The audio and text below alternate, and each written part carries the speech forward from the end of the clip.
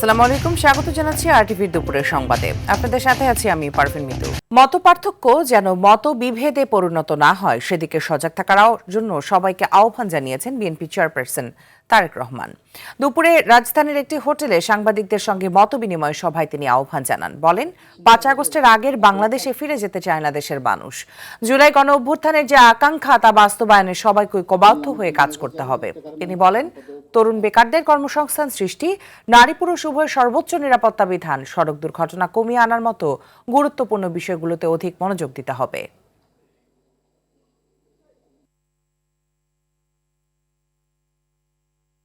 হিংসা, প্রতিশোধ, প্রতিহিংসা একটি মানুষ, একটি দল বা যেভাবে আমরা বিবেচনা করি তার পরিণতি কি হতে পারে আমরা দেখেছি ৫ই আগস্ট। এবং আমি সেজন্যই সকলকে অনুরোধ করব, দলমত নির্বিশেষে আমাদের মধ্যে মত পার্থক্য থাকবে, কিন্তু আমরা যদি চেষ্টা করি তাহলে সেই মত পার্থক্যের মধ্যে রেখে আলোচনার মাধ্যমে সেটির অনেক সমস্যার সমাধান হয়তো আমরা বের করে আনতে সক্ষম হব, কিন্তু কোনোভাবেই সেটি যাতে মত বিভেদের পর্যায়ে চলে না যায়। দর্শক, এই মুহূর্তে বক্তব্য রাখছেন তারেক রহমান। আমরা সরাসরি চলে যাচ্ছি সেখানে। অনেক দিন ধরে আমরা শব্দটা কি আমাদের রিফর্ম, শব্দটা মনে করতে পারেন সংস্কার, রিফর্ম, যে বিষয়গুলি নিয়ে আমরা আলোচনা করেছি, আপনারা যদি একটু খেয়াল করে দেখেন এই রিফর্মের আমার কাছে মনে হয়েছে যে 3টি পার্ট আছে। একটি হচ্ছে সাংবিধানিক পার্ট, একটি হচ্ছে আইনগত পার্ট, এবং আরেকটি হচ্ছে মানুষের প্রতিদিনের জীবনযাত্রা, নিরাপত্তা, তাদের সিকিউরিটি সবকিছু নিয়ে একটি পার্ট আছে। আমরা সাংবিধানিক বিষয় নিয়ে আলোচনা করেছি, আইনগত বিষয় নিয়ে আলোচনা করেছি। আমার মনে হয় মানুষের প্রতিদিনকার প্রত্যেকটি মানুষ, সকল সমাজের প্রত্যেকটি শ্রেণী পেশার মানুষ, তাদের প্রতিদিনকার যে চাওয়া পাওয়াগুলা, প্রয়োজনগুলো, সেটা নিয়ে বোধহয় আমরা আলাপ আলোচনা একটু কম করেছি। আমার কাছে মনে হয় সেই বিষয়গুলি নিয়ে বোধহয় আলোচনা করা উচিত। সেই বিষয়গুলি নিয়ে বোধহয় প্রত্যেকটি রাজনৈতিক দলের আলোচনা করা উচিত। আমরা শুধু রাজনৈতিক বিষয় নিয়ে সেমিনার করছি, সিম্পোজিয়াম করছি, আলোচনা করছি, তর্ক বিতর্ক করছি, অবশ্যই ওগুলো প্রয়োজন আছে, কিন্তু অ্যাট দ্য সেম টাইম আমরা যদি মানুষের প্রতিদিনকার তার চিকিৎসা ব্যবস্থা কি হবে, তার কর্মসংস্থান কি হবে, তার পরিবারের সন্তানদের শিক্ষা ব্যবস্থা কি হবে, তার রাস্তায় বের হলে নিরাপদে সে ফিরে আসতে পারবে কিনা, এইরকম বিষয় যেগুলো আছে, এই বিষয়গুলো নিয়েও বোধহয় আমাদের আলোচনা আরো একটু বেশি হওয়া উচিত। এই বিষয়গুলো নিয়ে বোধহয় আমাদের প্ল্যান প্রোগ্রাম আরো একটু বেশি হওয়া উচিত। এই পলিসিগুলো নিয়ে বোধহয় আমাদের চিন্তা ভাবনা আরো একটু বেশি হওয়া উচিত। সম্মানিত উপস্থিতিবৃন্দ, সামনে নির্বাচন। আমি একটি রাজনৈতিক দলের সদস্য। স্বাভাবিকভাবেই আমরা 22 তারিখ থেকে আমাদের সকল রকম পরিকল্পনা নিয়ে জনগণের সামনে যাব। আপনারা যারা আজকে কষ্ট করে আমাদের আমন্ত্রণে এখানে এসেছেন, আবারও আপনাদেরকে আমি আমার এবং আমার দলের পক্ষ থেকে আন্তরিক ধন্যবাদ জানাতে চাই। একই সাথে আমরা ইনশাল্লাহ দেশের মানুষের সমর্থন নিয়ে সরকার গঠনে সক্ষম হলে যাতে আপনাদের কাছ থেকে এমন ধরনের আলোচনা, সমালোচনা আমরা পাই যেটা আমাদেরকে সাহায্য করবে দেশকে সামনে এগিয়ে নিয়ে যেতে। শুধু সমালোচনা করার জন্য নয়, আপনাদের কাছ থেকে এমন সমালোচনা আমরা পাই যাতে আমরা দেশের মানুষের যে সমস্যাগুলো আছে সেই সমস্যাগুলো যাতে আমরা সমাধান করতে সক্ষম হই, আমরা সরকার গঠনে সক্ষম হলে, সেই প্রত্যাশা রেখে আবার আপনাদেরকে ধন্যবাদ জানিয়ে আমার বক্তব্য শেষ করছি। আসসালামু আলাইকুম। দর্শক, এতক্ষণ দেখছিলেন তারেক রহমানের বক্তব্যের অংশবিশেষ। কঠিন সময়ে তারেক রহমান 17 বছর পর দেশে এসেছেন, এজন্য সবাই তার কাছে প্রত্যাশা করছেন বলে জানিয়েছে বিএনপি মহাসচিব মির্জা ফখরুল ইসলাম আলমগীর। গণমাধ্যমের সম্পাদকদের সঙ্গে তারেক রহমানের মতবিনিময় অনুষ্ঠানে কথা বলেন তিনি। এ সময় ফখরুল জানান, তারেক রহমান নিজেই আগ্রহ প্রকাশ করেছেন গণমাধ্যমের সঙ্গে কথা বলার জন্য। সেই জায়গা থেকে আজকের এই অনুষ্ঠান বলে উল্লেখ করেন ফখরুল।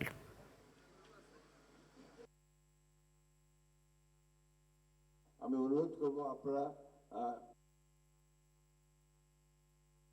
বেশ কঠিন সময়ে আমাদের নেতা জনাব তারেক রহমান বিদেশ থেকে দেশে এসেছেন।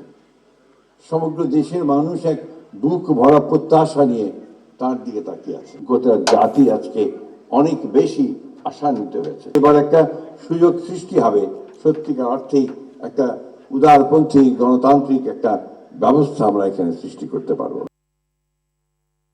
বনানী শেরাটন হোটেল থেকে সরাসরি যোগ দিচ্ছেন আমাদের সহকর্মী মাহিদুর রহমান রুবেল। রুবেল, গণমাধ্যমের সম্পাদকদের সঙ্গে মতবিনিময়ে তারেক রহমান কি বলেছেন, বিস্তারিত জানাবেন।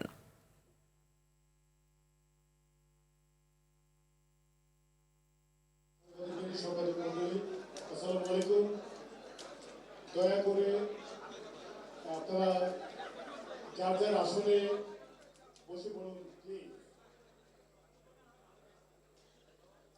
জীবিত আসলে তারেক রহমান আজকের যে গণমাধ্যম কর্মীদের সাথে যে মতবিনিময়, এই মতবিনিময় সভায় সাংবাদিকদের প্রশ্নের জবাবে তিনি তার বেশ কিছু পরিকল্পনার কথা বলেছেন যে বিএনপি নির্বাচিত হয়ে সরকার গঠন করলে তারা বেশ কিছু পরিকল্পনা করতে চায়। সেটি হচ্ছে গিয়ে প্রথমত তারা দেশের প্রত্যন্ত অঞ্চল থেকে শুরু করে যারা নাগরিক সুযোগ সুবিধা বঞ্চিত তাদের জন্য ফ্যামিলি কার্ডের ব্যবস্থা করবে, কৃষক তাদের পণ্য যাতে ন্যায্য মূল্যে বিক্রি করতে পারে এবং ভোক্তারা যাতে সেটি তার হাতের নাগালের দাম রেখে ক্রয় করতে পারে, তার জন্য ফার্মার্স কার্ড করবে। যারা ব্যবসা করবেন তাদের জন্য বন্ড সুবিধা দেওয়া, থাকার সুবিধার ডরমেটরি করা এবং তাদের জবাবদিহিতা নিশ্চিত করার জন্য বিএনপি কাজ করবে। যে অন্তত যে একটি সরকারের যে জবাবদিহিতা মানুষের কাছে, ভোটারদের কাছে, সেই জবাবদিহিতা নিশ্চিত করতে চায়, সেটি কেন্দ্র থেকে একদম তৃণমূল পর্যায় পর্যন্ত, এমন কথাটি বলেছেন তারেক রহমান। তারেক রহমান আরও যে কথাগুলি বলেছেন যে মূলত বিএনপি ক্ষমতায় গেলে অন্তত বিএনপির যে ভুল ত্রুটি, সেই ভুল ত্রুটিগুলি যাতে মানুষ তুলে ধরতে পারে, গণমাধ্যম যাতে সেটি প্রকাশ করতে পারে বা এই ধরনের মতবিনিময় সভা করে গণমাধ্যম কর্মীদের কাছ থেকে বিএনপির সরকার যদি গঠন করে সেই সরকারের দোষ ত্রুটি যাতে তুলে ধরে এবং তারা যাতে সেটি সংশোধন করতে পারে। অন্তত যেটি বলেছেন যে বিএনপি যাতে ফেসিবাদী হয়ে উঠতে না পারে সেই যে প্রতিবন্ধকতাগুলি হয় বা যেটি হয় যে সরকারের এমন বলয় তৈরি হয় যে সরকারকে তার দোষ ত্রুটিগুলি তার সামনে আসে না, সেটি যাতে সরকার প্রধান জানতে পারে তার জন্য ব্যবস্থা করবেন। তিনি বেশ কিছু প্রতিশ্রুতিও দিয়েছেন যে মূলত যে 22 তারিখের পর থেকে নির্বাচনী প্রচারণা শুরু হলে তারা তাদের নির্বাচনে যে ইশতেহার থাকবে, তারা মানুষের জন্য, দেশের কল্যাণের জন্য, দেশের মঙ্গলের জন্য যে কাজ করবেন সেটি মূলত 22 তারিখের পরেই আসলে দিবেন। তবে নির্বাচনী আচরণবিধি যাতে লঙ্ঘন না হয় সেই কারণে অনেক বিষয় তিনি আসলে পরিষ্কার আজকে হয়তো করতে পারেনি। নির্বাচনী প্রচারণা যখন শুরু হবে সেই বিষয়গুলি তখন তারা পরিষ্কার করবেন। এবং যেটি বলছেন যে আপনারা নিশ্চয়ই জানেন যে আগামীকাল থেকে উত্তরাঞ্চলে যেই সফর ছিল তারেক রহমানের, সেটি কিন্তু ইতিমধ্যে বাতিল করেছে। নির্বাচনী আচরণবিধি যাতে লঙ্ঘন না হয় কিংবা লেভেল প্লেয়িং ফিল্ড যাতে নষ্ট না হয় সেই কারণে কিন্তু ইতিমধ্যে সেটি বাতিল করেছে। এবং তারেক রহমান আজকে লম্বা সময় বক্তব্য দিয়ে তিনি তার যে সাংবাদিকদের যে প্রশ্নগুলি ছিল সেই প্রশ্নগুলির যুক্তি খণ্ডনের চেষ্টা করেছেন এবং তিনি বলেছেন যে আগামীতে বিএনপি যদি মানুষের ভোটে রাষ্ট্র ক্ষমতায় যায় তবে মানুষের কল্যাণ, কৃষক, দেশের মানুষ, পিছিয়ে পড়া জনগোষ্ঠী, নারীর উন্নয়ন সহ বেশ কিছু বিষয় নিয়ে তাদের যে পরিকল্পনা রয়েছে সেটির কথা বলেছেন। এবং সামনে যতটুকু জানতে পেরেছি বিএনপির নির্বাচনী ইশতেহারে চমকে ভরা থাকবে বলে বিএনপির পক্ষ থেকে আমরা জানতে পেরেছি। এই আজকের মতবিনিময় সভায় এছাড়া অনেক বিষয় আলোচনা হয়েছে। এই ছিল এখন পর্যন্ত আমার কাছে সবশেষ খবর। মিতু, ধন্যবাদ আপনাকে। জোটের রাজনীতি মূলত ভোটের কৌশল, যে কৌশলে ডান বাম মধ্যপন্থা আশ্রয় নেয় এক ছাতার নিচে। বিশ্লেষকরা বলছেন এখানে আদর্শ গৌণ মুখ্য হয়ে দেখা দেয় ভোটের হিসাব নিকাশ। তবে এর ফলে কখনো কখনো ভোটাররা দ্বিধাগ্রস্ত হয়ে পড়েন বলে মত তাদের। খান আলমিনের রিপোর্টে থাকছে বিস্তারিত। জোটের রাজনীতি মানেই ক্ষমতার অঙ্ক। জোটের রাজনীতির ইতিহাস এদেশে বেশ পুরনো। জাতীয় নির্বাচন এলেই ভোটের ছক কষতে গিয়ে শুরু হয় জোটের খেলা। এবারও তার ব্যতিক্রম নয়। রাজনৈতিক দলগুলো এখন প্রধানত দুটি শক্তিশালী মেরুতে বিভক্ত। একদিকে দীর্ঘদিনের মাঠের আন্দোলনের সঙ্গী বিএনপি জোট, অন্যদিকে জামাত জোট। আওয়ামী লীগের অনুপস্থিতিতে এবারের নির্বাচন কার্যত এই দুই বৃহৎ জোটের শক্তি পরীক্ষার লড়াইয়ে পরিণত হয়েছে। বিএনপির নেতৃত্বাধীন জোটে যুক্ত হয়েছে মোট 9টি দল, যাদের মধ্যে রয়েছে নাগরিক ঐক্য, গণসংহতি আন্দোলন, গণ অধিকার পরিষদ, বিপ্লবী ওয়ার্কার্স পার্টি, বিজেপি, এনপিপি, জমিয়তে উলামায়ে ইসলাম বাংলাদেশ ও জমিয়তে উলামায়ে ইসলামের একাংশ। বিপরীতে জামাত ইসলামী, এনসিপি, ইসলামী আন্দোলন বাংলাদেশ, খেলাফত মজলিস, বাংলাদেশ খেলাফত মজলিস, বাংলাদেশ খেলাফত আন্দোলন, জাতীয় গণতান্ত্রিক পার্টি, বাংলাদেশ নেজামে ইসলাম পার্টি, বাংলাদেশ ডেভেলপমেন্ট পার্টি ও এলডিপি এই 10 দল জোট হয়েছে শক্তির পরীক্ষা দিতে। দুই জোটের সম্মিলন ঘটেছে ডান বাম মধ্যপন্থার। বিশ্লেষকরা বলছেন, নির্বাচনকে ঘিরে জোটের রাজনীতি আদর্শগত নয়, মূলত ভোটের কৌশল। যেহেতু আদর্শিক জায়গা থেকে তৈরি হচ্ছে না, ইতিমধ্যে কিছু ভালনারেবিলিটিও আমরা দেখতে পাচ্ছি যে বিভিন্ন জোটের মধ্যে আসন নিয়ে তাদের সমঝোতা হচ্ছে না, জোট ভেঙে যাওয়ার মতো সিচুয়েশন তৈরি হচ্ছে। যেহেতু আদর্শিক কোনো জোট নাই, এটি একেবারেই কৌশলগত নির্বাচনকে সামনে রেখে, ফলে এই জোটের রাজনীতিরও একটা চ্যালেঞ্জ তৈরি হচ্ছে। এটা শুধুমাত্র নির্বাচনে জয় হওয়ার জন্য জোট, যাতে করে তারা তাদের দল ভারী করে বেশি আসনে জিতে তারা সরকার গঠন করতে পারে, একটাই উদ্দেশ্য, অন্য কোনো উদ্দেশ্য নাই। আদর্শগত দ্বন্দ্বের কারণে অনেক ভোটারই দ্বিধাগ্রস্ত হতে পারেন বলে অভিমত তাদের। জনগণ তাদের যে পার্টিসিপেশন, তারা কাকে ভোট দেবে এবং তারা কোন আদর্শ ফলো করে, ফলে এই জায়গার এখানে একটা কনফ্লিক্ট আছে। মানুষ আসলে কি দেখে ভোটটা দেবে? আদর্শ দেখে ভোট দেবে, নাকি রাজনৈতিক কৌশল দেখে ভোট দেবে, নাকি নির্বাচনী কৌশল দেখে ভোট দেবে? ফলে এটা জনগণের জন্য একটা চ্যালেঞ্জ হয়ে যায়। কিভাবে জোটগুলো হলো, কাদের মধ্যে হলো, এই বিশ্লেষণ যারা অ্যাটলিস্ট যারা শিক্ষিত ভোটার তারা এটা বিশ্লেষণ করে দেবে। হয়তো যারা কম শিক্ষিত, যারা এগুলো বোঝে না, তাদের ব্যাপারটা আলাদা, তারা হয়তো প্রতীক দেখে নির্বাচনে ভোট দেয়। কিন্তু আমার ধারণা যে শিক্ষিত মানুষের একটা বড় অংশ এগুলো বিশ্লেষণ করে ভোট দেবে। সময় এখনো শেষ হয়নি, এখনো জোটে নতুন কেউ যুক্ত হওয়া কিংবা জোট থেকে বের হওয়ার সম্ভাবনা বিরাজমান বলে মনে করেন বিশ্লেষকরা। ডেমোক্রেসি জায়গাতে জোট করা কোনো অসুবিধা নাই। খান আলামিন, RTV, ঢাকা। ত্রয়োদশ জাতীয় সংসদ নির্বাচনের শুনানির প্রথম দিনেই প্রার্থিতা ফিরে পেয়েছেন ঢাকা 9 আসনের স্বতন্ত্র প্রার্থী তাসনিম জারা। এছাড়া জামায়াতের সহকারী সেক্রেটারি জেনারেল হামিদুর রহমান আজাদ কক্সবাজার 2 আসনের প্রার্থিতা বৈধ ঘোষণা করা হয়েছে। জাতীয় পার্টির 5টি আপিল শুনানি হয়েছে আজ, এর মধ্যে 4টি বৈধ, 1টি অপেক্ষমান ঘোষণা করেছে কমিশন। এছাড়াও বিভিন্ন রাজনৈতিক দল ও স্বতন্ত্র অনেকেই প্রার্থিতা ফিরে পেয়েছেন আপিলে। শুনানি শেষে প্রার্থিতা ফিরে পাওয়ার অপেক্ষমান তালিকাতে রয়েছেন মুন্সিগঞ্জ 3 আসন থেকে বিএনপি মনোনীত প্রার্থী মহিউদ্দিন নাম। এদিন 70 জনের আপিল শুনানি হবে। পর্যায়ক্রমে 18 জানুয়ারি পর্যন্ত চলবে আপিল শুনানি। এরপর প্রার্থিতা প্রত্যাহার করা যাবে 20 জানুয়ারি পর্যন্ত।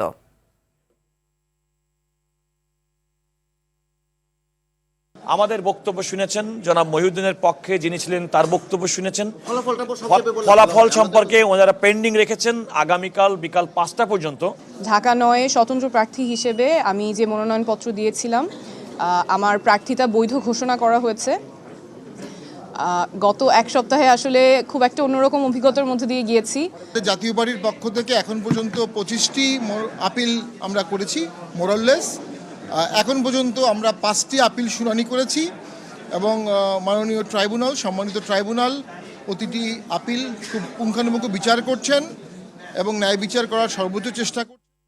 দর্শক, এই মুহূর্তে নির্বাচন কমিশন থেকে সরাসরি যোগ দিচ্ছেন সহকর্মী নাজমুল হুদা। নাজমুল, আপিল শুনানিতে কেউ প্রার্থিতা, আমরা শুনেছি যে অনেকেই প্রার্থিতা ফিরে পেয়েছেন, বিস্তারিত জানাবেন।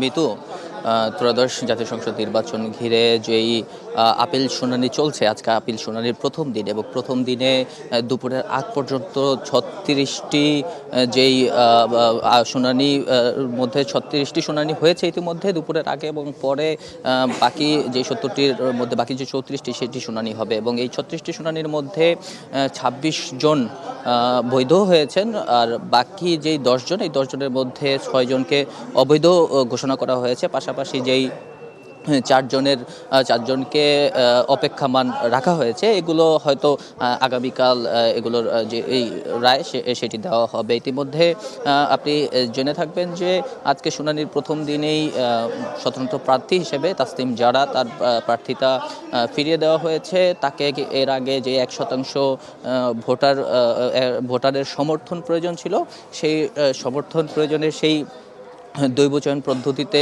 সেই তালিকাতে কিছুটা গরমিল থাকে, সে কারণে তার বৈধতা, তার প্রার্থিতা বাতিল করা হয়েছিল। তবে আজকে সেটি তিনি ফিরে পেয়েছেন। পাশাপাশি জামায়াতে ইসলামীর কক্সবাজারের 2 আসনের প্রার্থী এবং দলটির সহকারী সেক্রেটারি জেনারেল হামিদুর রহমান আজাদ, তিনিও তার প্রার্থিতা ফিরে পেয়েছেন। কিছুক্ষণ আগে জাতীয় পার্টির মহাসচিব শামীম হায়দার পাটোয়ারি তিনি আমাদের সঙ্গে কথা বলেছেন। তিনিও জানিয়েছেন যে তাদের দলের পক্ষ থেকে ইতিমধ্যে 25টির মতো আপিল তারা করেছেন এবং আজকে দুপুরের আগে 5টির শুনানি হয়েছে। 5টির মধ্যে 4টি তারা বৈধতা পেয়েছেন এবং একটি তারা পাননি। এছাড়া ইসলামী আন্দোলনের এখানকার আইনজীবীও তিনিও কথা বলেছেন। তিনি জানিয়েছেন যে তাদেরও 4টি বৈধ ঘোষণা করা হয়েছে এবং একটি অবৈধ ঘোষণা করা হয়েছে। তো এছাড়াও খেলাফত মজলিস সহ বিএনপিরও প্রার্থী একজন এসেছিলেন, তার রায়টি হয়নি, সেটি অপেক্ষামান রেখেছে, কালকে হয়তো তার রায়টি পাওয়া যাবে। তো এভাবে 18ই জানুয়ারি পর্যন্ত এই আপিল শুনানি চলবে এবং আপিল শুনানির পরে 20 ফেব্রুয়ারি পর্যন্ত প্রার্থিতা প্রত্যাহার করতে পারবেন এবং 21 ফেব্রুয়ারি প্রতীক বরাদ্দ দিবে এবং আগামী 12ই ফেব্রুয়ারি ত্রয়োদশ জাতীয় সংসদের ভোট গ্রহণ অনুষ্ঠিত হবে। মিতু, ধন্যবাদ আপনাকে। ভোটের দিনে আইন শৃঙ্খলা পরিস্থিতি নিয়ে কোনো দুশ্চিন্তা নেই বলে মন্তব্য করেছেন স্থানীয় সরকার পল্লী উন্নয়ন সমবায় উপদেষ্টা আদিলুর রহমান খান। সিলেট কেন্দ্রীয় বাস টার্মিনাল পরিদর্শন শেষে সাংবাদিকদের সঙ্গে মতবিনিময়কালে মন্তব্য করেন তিনি। এ সময় তিনি বলেন, উৎসবমুখর পরিবেশে এই দেশে নির্বাচন অনুষ্ঠিত হবে। নির্বাচন কমিশন লেভেল প্লেইং ফিল্ড নিশ্চিত করবে।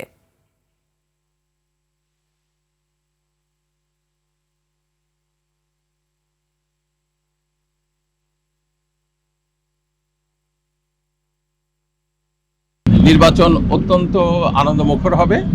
সবাই পরিবার পরিজন নিয়ে যারা ভোটার বয়স অনুযায়ী আছেন তারা একসঙ্গে যে ভোট দিবেন। আমি বিশ্বাস করি বাংলাদেশের নির্বাচন কমিশন লেভেল প্লেইং ফিল্ড।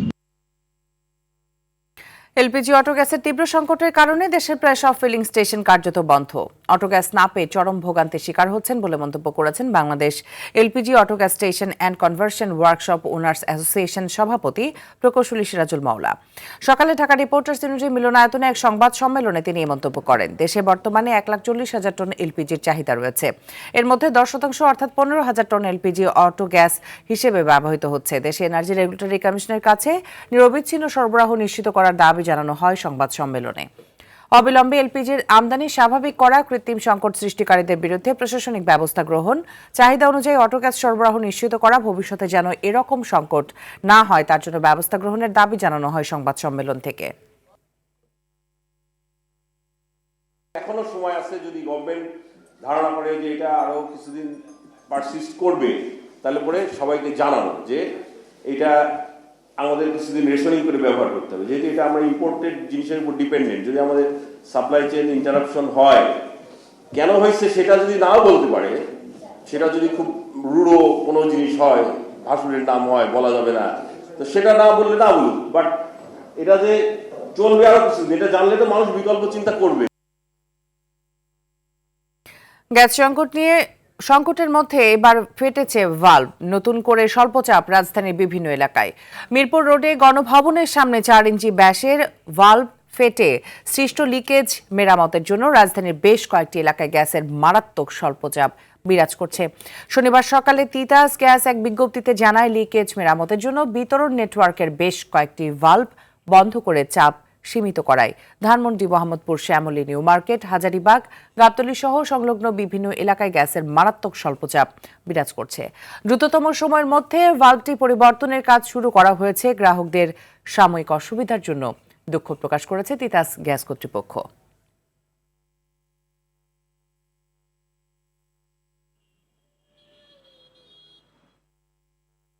সাবেক প্রধানমন্ত্রী ও বিএনপি চেয়ারপারসন বেগম খালেদা জিয়ার প্রতি শ্রদ্ধা নিবেদন করেছেন সশস্ত্র বাহিনীর সাবেক কর্মকর্তারা। দুপুরে জিয়া উদ্যানে বেগম খালেদা জিয়ার কবরে ফুল দিয়ে এই শ্রদ্ধা নিবেদন করা হয়। এ সময় সাবেক সেনা কর্মকর্তারা জানান, দেশ গড়ার পেছনে বেগম খালেদা জিয়ার অবদান অবিস্মরণীয়। তার স্মৃতিচারণ করে অবসরপ্রাপ্ত কর্মকর্তারা বলেন, ক্যান্টনমেন্ট বাড়ি থেকে বেগম খালেদা জিয়াকে উচ্ছেদ করাটা ছিল লজ্জাজনক। যারা এর পেছনে জড়িত ছিল তাদের বিচারের আওতায় আনা উচিত। এ সময় অবসরপ্রাপ্ত মেজর জেনারেল ফজলে এলাহি আকবর এর নেতৃত্বে 300-এরও অধিক অবসরপ্রাপ্ত সেনা কর্মকর্তারা উপস্থিত ছিলেন। আল্লাহ পাক ওনাকে জান্নাতুল ফেরদৌস কবুল করুন, আমিন আমিন আমিন। আপনারা সবাই তার জন্য দোয়া করবেন। ওনার সঙ্গে আর অনেক স্মৃতি, অনেক কথা, আপনারা দোয়া করবেন যাতে আমি তাকে সম্মান জানিয়ে বাকি জীবনটা কাটাতে পারি। আমরা যারা সশস্ত্র বাহিনীতে আছি, আমাদের মূল মন্ত্র দেশ রক্ষায় আমাদের প্রাণ দেওয়া। ওনার কাছে আমরা যেই প্রেরণা পেয়েছি, যেই সাহস পেয়েছি, সেই সাহস নিয়েই আমরা বলতে চাই, আমরা এখানে যারা সশস্ত্র বাহিনীর রিটায়ার্ড অফিসার আছি, এখন বর্তমান চেয়ারম্যান তারেক রহমানকে আমরা সেই কার্যক্রমে আমরা ওনাকে সহায়তা করতে চাই দেশ গড়ার। ক্যান্টনমেন্ট থেকে বেগম খালেদা জিয়াকে বিতাড়িত হতে হয়েছে। সো আমরা এই দুঃখ কখনোই ঘোচাতে পারবো না। আমরা সত্যি যদি তাকে ভালোবেসে থাকি, আমাদের এটার একটা প্রতিকার হওয়া উচিত। প্রতিটা কুলাঙ্গারকে আমরা চিহ্নিত করে, ক্ষমা করবে না করবে সেটা পরের ব্যাপার, চিহ্নিত করা জরুরি যে এরা বেগম খালেদা জিয়াকে উচ্ছেদ কাজে এরা উস্কানি দিয়েছিল, এর সাথে সম্পৃক্ত ছিল, এরা জড়িত ছিল। ৮ বছর পর চট্টগ্রাম বন্দরে যুক্তরাষ্ট্রের ৫৮,০০০ মেট্রিক টন ভুট্টা। প্রতি টন ভুট্টার আমদানি মূল্য ধরা হয়েছে $246।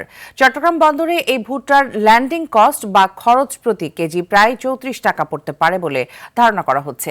গত বুধবার চট্টগ্রাম বন্দরে আনুষ্ঠানিকভাবে খালাস প্রক্রিয়া শুরু হয়েছে। সংশ্লিষ্টরা মনে করছেন, এই আমদানির মাধ্যমে দেশের পশু খাদ্য শিল্পে মানসম্মত কাঁচামালের এক নতুন উৎসের দ্বার উন্মোচন হবে। ২০১৮ সালের পর এটি যুক্তরাষ্ট্র থেকে আসা ভুট্টার প্রথম চালান। এর ফলে দেশের প্রাণীজ আমিষের চাহিদা পূরণ সহজ হবে এবং যুক্তরাষ্ট্রের সঙ্গে দ্বিপাক্ষিক ব্যবসায়িক বন্ধন আরও দৃঢ় হবে। মার্কিন ভুট্টার নিয়মিত সরবরাহ নিশ্চিত হলে পশু খাদ্যের গুণগত মান বৃদ্ধির পাশাপাশি বাজারে প্রতিযোগিতামূলক পরিবেশ তৈরি হবে বলেও মনে করছেন আমদানিকারকরা। দুপুরের সংবাদ এই পর্যন্তই। জেলা সংবাদ বিকেল 4:45টায় দেখার আমন্ত্রণ রইল। ধন্যবাদ সবাইকে।